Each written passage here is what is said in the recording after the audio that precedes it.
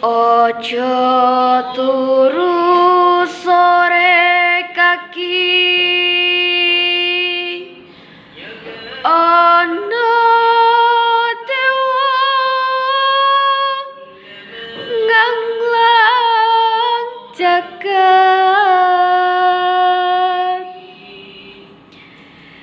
nyangking pokor kencanane,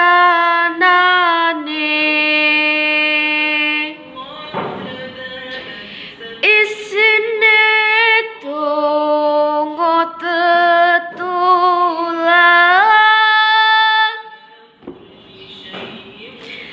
sandang kalawan pangan,